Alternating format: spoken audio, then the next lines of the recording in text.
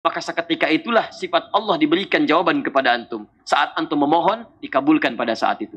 Kalau antum mengamalkan apa yang dijawab oleh Nabi di sini, tidak sekedar amalan antum melimpah pahala, tapi berpeluang menggugurkan dosa-dosa dalam kehidupan kita. Jelas?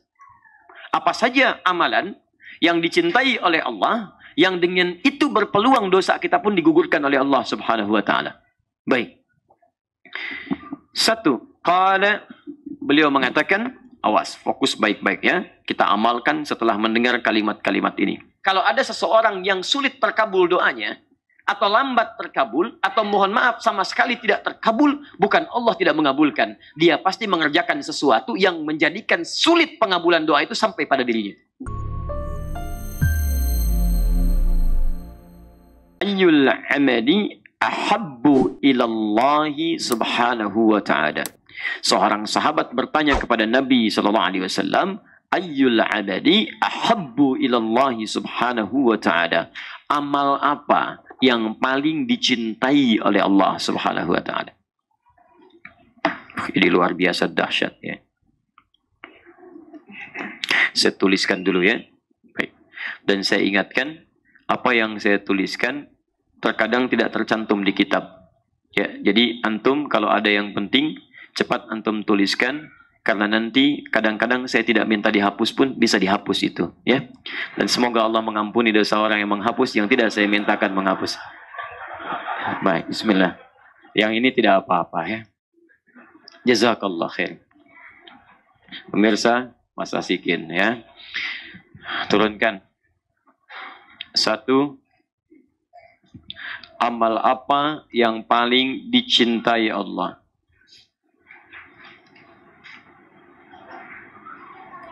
Ya. Artinya, amal ini sangat dicintai Allah. Konsekuensinya ketika antum mengerjakannya, antum pun bisa meraih cinta Allah Subhanahu wa Ta'ala. Nah, sekarang perhatikan baik-baik apa gambarannya seseorang yang dicintai oleh Allah. Jika seseorang sudah dicintai oleh Allah Subhanahu wa Ta'ala, maka yang pertama Allah berikan akan mengampuni seluruh dosanya.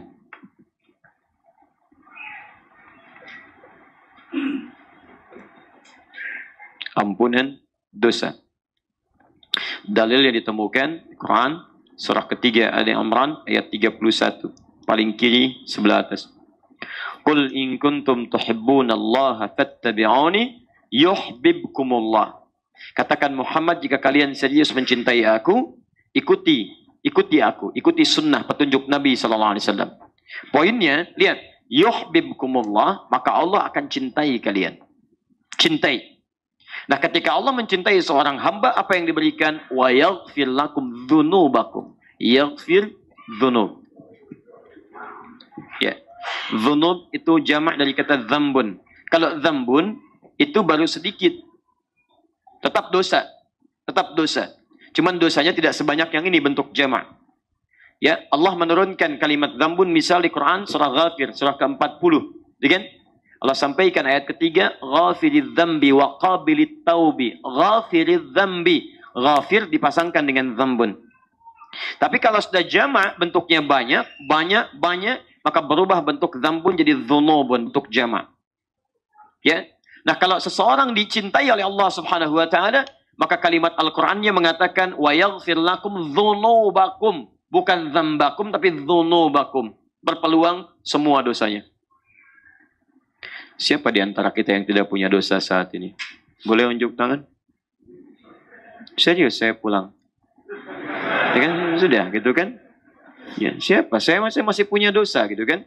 Dan hebatnya, Nabi Muhammad SAW, seorang Nabi, Rasul, bahkan dijaga dari maksiat, ma'sumun minal maksiat, madmunun bil jannah, dijamin masuk surga. Bahkan sebelum meninggal, sudah turun surah Al-Quran menjamin surganya. Satu-satunya Nabi yang ketika masih hidup, ayat surganya sudah turun. Inna a'tainakal kautsar. Kami sudah jaminkan padamu kenikmatan surga yang sangat indah. Ada sungai khusus untukmu di surga. Jaminan sudah ada. Tapi masih beristighfar dalam hariannya minimal 70-100 kali. Bahkan menjelang tidurnya masih istighfar. Ba'da salatnya masih istighfar. Setelah beliau salat, hadis Muslim hadis 591, astagfirullah, astagfirullah, astagfirullah. Menjelang tidurnya masih istighfar 70-100 kali. Siapa kita dibandingkan Nabi Muhammad SAW? Lihat wajah-wajah kita. Nabi bukan. Rasul bukan. Tidak ada satupun ayat surga turun menjamin kita. Antum tidak istighfar. Antum terlampau lelah. Ayo coba berpikir lagi. Nah, jelas ya? Jadi, kalau kita sudah dicintai oleh Allah, maka dosa digugurkan. Kalau dosa digugurkan, berarti peluang-peluang berbuat kotor sudah tidak ada. Yang ada yang baik-baik saja. Ada penjagaan Allah di situ. Ini ciri orang yang dosanya diampuni, jadi kotoran-kotoran dari dosa itu sudah nggak ada. Makanya ketika dia bertobat, tobat itu kembali ke jalan yang baik. Kembali ke jalan yang benar, ke tobat. Nah, orang yang tobatnya benar, seperti gambaran di Quran surah keempat, ayat 17 sampai dengan 18, paling kiri sebelah bawah. Ya, innamat taubatu 'ala Allahi lil ladzina ya'maluna su'a bi jahalatin thumma yatubuna min qarib. Ketika dia bersegera tobat dari dosanya, cirinya apa? Salah satunya selain mengakui dosa, menyesalinya dan meninggalkannya. Jadi dia nggak kerjakan lagi kalimat ini.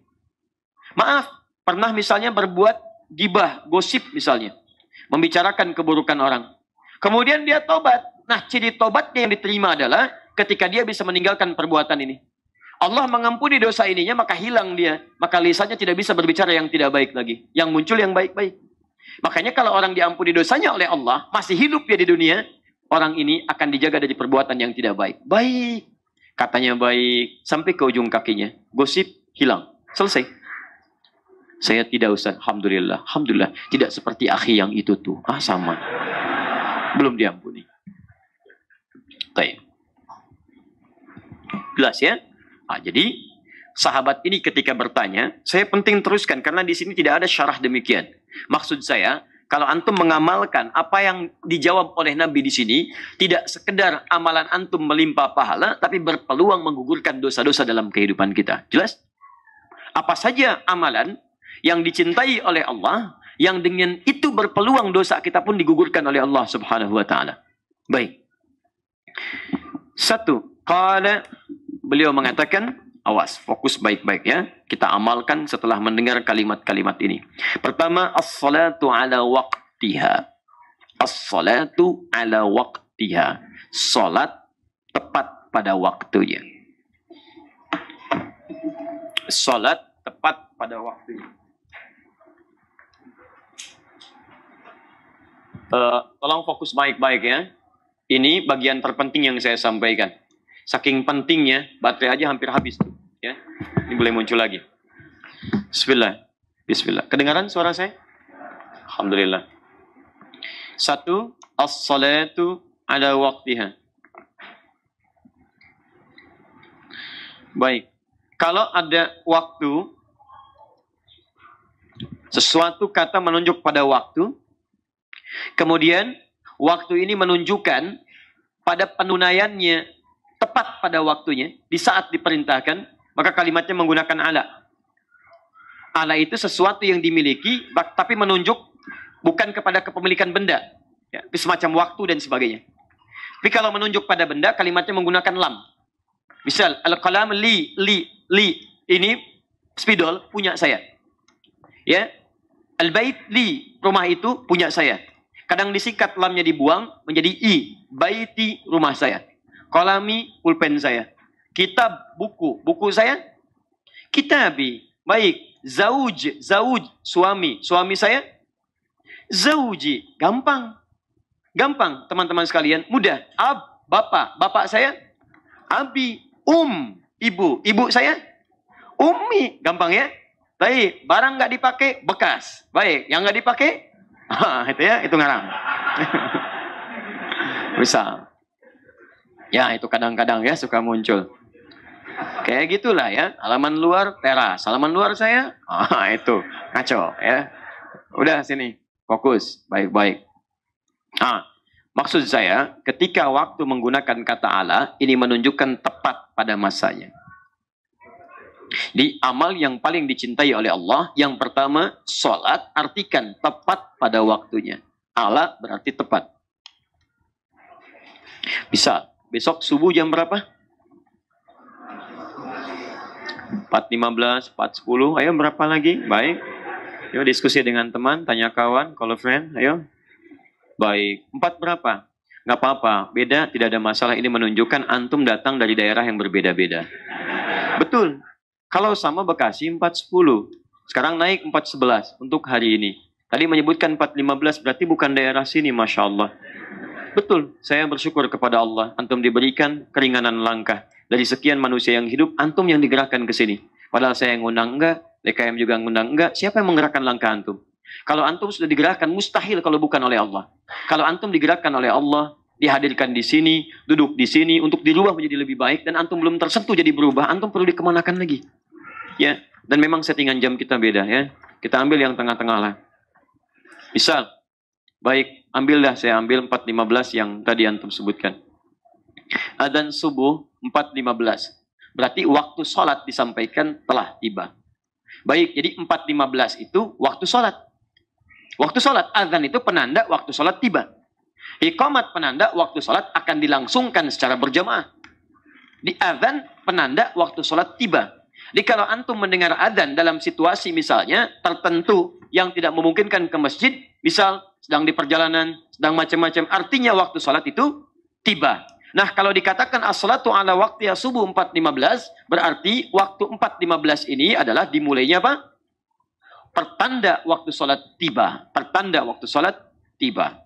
Artinya, kalau kemudian dipanggil 4.15, sholatnya ingin kita tunaikan, ya, baik itu dimulai dengan sholat sunnahnya setelah adzan selesai, kemudian kita tunaikan sholat fardunya, maka mohon maaf, kisarannya tidak akan jauh dari sini.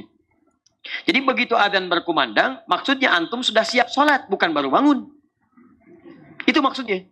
Jadi kalau adzan subuh 4.15 akan disukai oleh Allah, sholat tepat pada waktunya, maksudnya begitu dipanggil, antum siap sholat. Bukan Allahu Akbar, Allahu Akbar. Hati-hati ya, ini bagian yang pertama, 4.15. Jadi kalau 4.15 dipanggil, antum mesti bangun dari sebelumnya. Kalau tidak tahajud berarti jam 4 antum sudah bangun, kan? Siap-siap. Coba antum biasakan penyesuaian untuk kesadar sepenuhnya itu kira-kira berapa menit. Dicek gitu kan. Kadang-kadang kan kondisinya beda-beda. Walaupun kemarin pun saya tegaskan, kadang-kadang alarm disettingkan 3 kali untuk mendapatkan 4.15, ya. Jam 3 lewat 40, 3 lewat 50, ya, jam 4 lewat 00. Kan begini. Ini untuk mematikan alarm yang kedua, alarm kedua matikan alarm ketiga. Alarm ketiga siap-siaplah ya sebelum adzan. Itu. Sekarang kalau kita ingin mengecek di mana tingkatan kita, layakkah kita mendapat ampunan Allah? Antum ini memohon kepada Allah, ampuni dosa saya Allah. Ampuni dosa saya Allah. Lalu Allah beri jalan untuk mengampuni dosa antum. Kenapa antum nggak ambil? Jalannya apa? Nih, buru waktu sholat. Tunaikan tepat pada waktunya. Dia orang-orang yang terbiasa datang tepat pada waktunya, direspon tepat waktu, respon tepat waktu. Semakin dia melekat dengan Allah, kedekatannya tergabung, maka disitulah kemudian hubungan kedekatan itu melahirkan perhatian Allah yang lebih kepadanya. Ya. Makanya rumus doa pun itu diikat dengan seberapa cepat kita merespon ya panggilan-panggilan dari Allah Subhanahu wa taala. Kan saya ajarkan kemarin dalam sesi Al-Quran Sunnah Solution. Quran surah kedua ayat 186. Di jawaban doa itu juga diikat dengan seberapa cepat kita merespon ketentuan Allah. Wa idza sa'alaka ibadi, Quran surah kedua ayat 186, paling kiri sebelah bawah. Wa idza sa'alaka ibadi anni fa inni qarib. Kalau hambaku bertanya padamu Muhammad tentang aku, sampaikan kepadanya, nggak perlu dicari, aku dekat. Memberi harapan secara psikologis. Ujibu da'watad da'i idza da'an. Aku akan jawab setiap doa hambaku yang dimohonkan kepadaku. Di sifat doa itu, kalau dipanjatkan, itu sifatnya dikabulkan. Di sesungguhnya Allah itu nggak pernah tidak mengabulkan doa. Sifatnya selalu dikabulkan, dikabulkan. Yang jadi masalah nanti, kalau ada seseorang yang sulit terkabul doanya, atau lambat terkabul, atau mohon maaf sama sekali tidak terkabul, bukan Allah tidak mengabulkan. Dia pasti mengerjakan sesuatu yang menjadikan sulit pengabulan doa itu sampai pada dirinya. Contoh, lihat ya, falyastajibuli. Rumus pertama, kalau ingin doa cepat dikabulkan, maka ketika Allah mengatakan ujibu, Allah meminta pada kita falyastajibu. Kamu ingin doa, kamu cepat saya kabulkan kata Allah, maka cepat pula respon seruanku. Kita kan berdoa menyeru kepada Allah kan?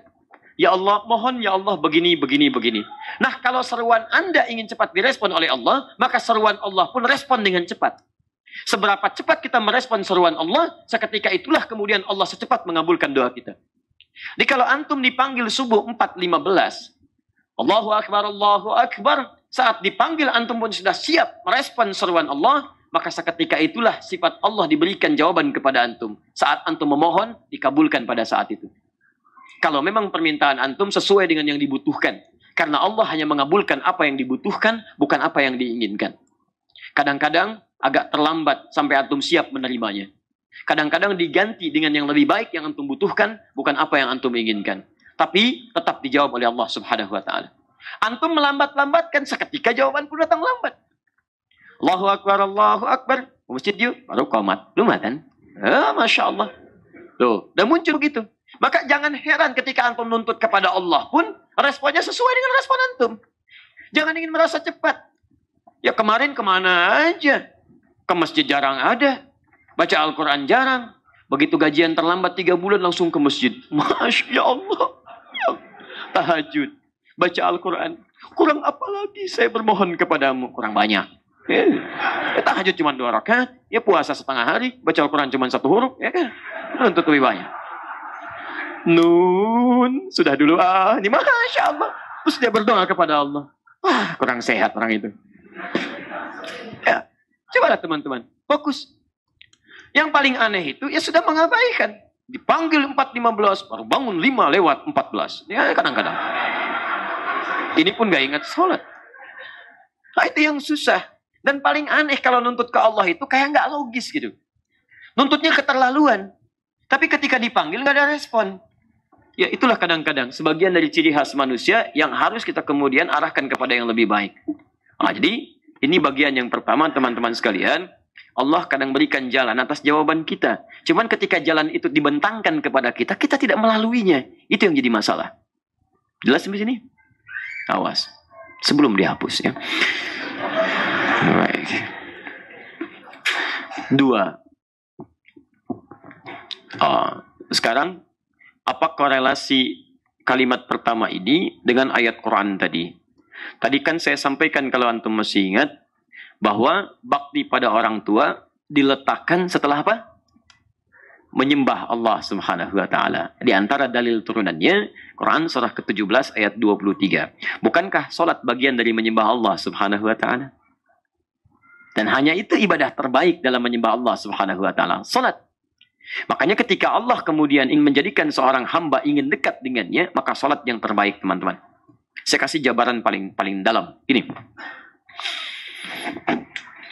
Jika Anda ingin menghadirkan kedekatan dengan Allah dan selalu ingat dengan Allah, ingatan yang menjadikan dekat disebut dengan zikir namanya. Ya, itu nanti caranya banyak. Misal, berdoa itu zikir. Makanya ketika antum berdoa merasa ada kedekatan dengan Allah Subhanahu wa Ta'ala. Zikir. Quran surah 7 ayat 205. Wadhkur rabbaka fi nafsika tadarruan wa khifatan wa dunal jahri minal qaul. Silakan berdoa dengan lembut. Hadirkan kalimat-kalimat yang mengalun indah. Rasakan kedekatan dengan Allah Subhanahu wa Ta'ala. Seperti Nabi Ayub berdoa kala sakit. Dhannun Nabi Yunus berdoa dalam kesulitan. Nabi Zakaria berdoa dalam ujian belum dapat keturunan. Maryam berdoa ketika mendapatkan celaan. Doa, zikir. Baca Al-Quran, zikir. Karena itu Quran disebut dengan zikir. Quran surah ke-15 ayat ke-9. Paling kanan di pertengahan. Inna nahnu nazzalna dzikra wa inna lahu lahafizun. Karena itu ketika antum sedang membaca Al-Quran, ada kedekatan tersendiri dengan Allah Subhanahu wa Ta'ala. Gak percaya silahkan. Ya silahkan. Quran itu beda Pak. Jadi begitu antum baca, kayaknya ada suasana lain gitu. Jangankan manusia, hewan pun dibentangkan mushaf. Saya tadi pagi baru menerima kiriman video itu. Bagaimana seekor kucing, ya lagi-lagi kucing gitu kan. Dia berputar-putar, kemudian diberikan sebuah alat perangsang gitu kan. Benda untuk merangsang penciuman dia. Masya Allah. Letakkan mushaf, tidak dia langkahi, tidak dia injak. Buku biasa, dia injak. Kucing aja, paham. Kenapa kita yang bukan kucing tidak seperti itu? Hati-hati teman-teman sekalian. Kadang-kadang hewan itu saya kasihan betul. Perilaku manusia disalahkan hewan. Antum yang punya masalah, yang malu antum. Kenapa kucing disalahkan? Malu-malu kucing. Yang keliaran malam-malam perempuan. Yang disalahkan kupu-kupu. Coba cek. Yang punya masalah laki-laki, yang kena buaya. Tuh. Begitu makin majalah, yang kena kelinci. Kan aneh. Yang korupsi, manusia, yang kena tikus. Bahkan ketika kesalahan itu diungkapkan, yang disalahkan kambing, yang hitam lagi. Kita tuh banyak gak adilnya. Banyak gak adilnya. Giliran kurban hewan yang dipotong. Kan? Jadi dalam beberapa bagian tertentu, kita mesti kembalikan kepada kebaikan-kebaikan. Nah, ayo kembali lagi ke sini. Jadi, pertama, bagian penyembahan kepada Allah Subhanahu wa Ta'ala. Begitu baca Al-Quran, zikir. Apalagi kalau Qurannya hadir di benak kita, dihafalkan. Makanya penghafal Quran yang baik itu, kedekatan dengan Allahnya lebih terjaga. Karena itulah penghafal Quran 4 kali levelnya dinaikkan oleh Allah dibanding pembaca. Quran surah ke-54, 4 kali. Ayat 17, ayat 22, ayat 32, ayat 40. 17, 22, 32, 40. Walaqad yassarnal Qur'ana lidzikri. Menghafal Quran disebut dengan zikir. Jadi kalau antum menghafal Quran, tapi tidak menjadikan antum dekat dengan Allah, salah cara antum menghafal. Salah antum. Menghafal Quran itu lain kalau benar. Lisannya hati-hati, karena takut kalau bicara Allah nggak rela dengan lisannya. Pandangannya mulai hati-hati, langkahnya mulai hati-hati. Anak antum disekolahkan di Ma'had Tahfidz Al-Quran. Pulang dari situ hafalan 30 juz, tapi akhlak gak berubah. Ada yang salah cara dia menghafal itu. Ada yang keliru. Ya, di Libya pernah ada Zilitin, saya itu Masya Allah. Kalau ingat Libya itu negeri Quran, itu nomor 2 di dunia setelah Palestina. Penduduk 5 juta, sejutanya sudah 30 juz. Sisanya 15 juz, 10 juz dan sebagainya. Saya pernah talaki langsung pada Syekh Ali di Suqslatha. Begitu sedang talaki begini, tiba-tiba datang seorang anak perempuan kecil, lucu, cantik dan luar biasa, bawa selang. Anak itu dengan polos berkata, usia 3-4 tahun lah. Syekh, idribini. Hah? Syekh, tolong pukul saya dengan selang ini. Pikir, kenapa ini? Apa kata anak ini? Lihat baik-baik. 5, kata Syekh kami dengan tersenyum. Kata anak ini, nesit, saya lupa. Pikir anak ini ada sumbatan di kepalanya. Tolong pukul dengan selang, supaya hilang sumbatannya, lancar hafalan Qurannya. Teman-teman, itu dulu diwariskan jadi budaya tuh di Libya itu menghafal Quran. Jadi kalau anak usia remaja nggak hafal Quran, dia aib, nggak punya teman tuh. Saking inginnya dekat dengan Allah. Dari kecil orang tua yang mengatakan, tolong didik anak saya jadi hafal Quran. Tolong didik. Tolong didik. Ya, makanya luar biasa. Jadi antum kalau nggak percaya silahkan. Antum hafalin deh malam ini ya. Mulai menghafal satu surah yang belum antum hafalkan. Gak usah tinggi-tinggi, ambil juz amma. Yang belum hafal apa? Misal An-Naba, gitu kan? Atau At-Takwir, ambillah yang tengah-tengah dulu misalnya. Begitu antum hafalkan, ada suasana tersendiri dalam jiwa yang tidak bisa dibayangkan sebelumnya. Silahkan cek. Dan ada kedekatan terbangun dengan Allah Subhanahu wa Ta'ala. Zikir, baca Al-Quran, menghafal Al-Quran, berdoa, istighfar, zikir, dan puncak zikir itu sholat. Puncaknya. Karena saat Anda sholat, Anda membaca Al-Quran. Saat Anda sholat, Anda menghafal Al-Quran. Saat Anda sholat, Anda berdoa kepada Allah. Saat Anda sholat, Anda istighfar kepada Allah. Kalau sholat menghimpun segala jenis zikir, belum menjadikan Anda dekat dengan Allah, Anda kurang apa lagi? Makanya ketika Anda diminta sholat oleh Allah, sesungguhnya Allah nggak butuh sholatnya. Kita yang butuh dengan Allah. Karena dengan itu kedekatan terjalin dengan Allah. Dengan itu istighfar kita lakukan. Kalau dekat suasananya, air mata bisa mengalir. Kemudian ampunan diberikan, maka bersihlah keadaan diri kita. Makanya orang yang sholatnya benar, kalau sudah diampuni dosanya, maka dia akan terbebas dari sumber keburukan. Quran surah ke-29, ayat yang ke-45. Inna sholata tanha anil fahsya wal munkar.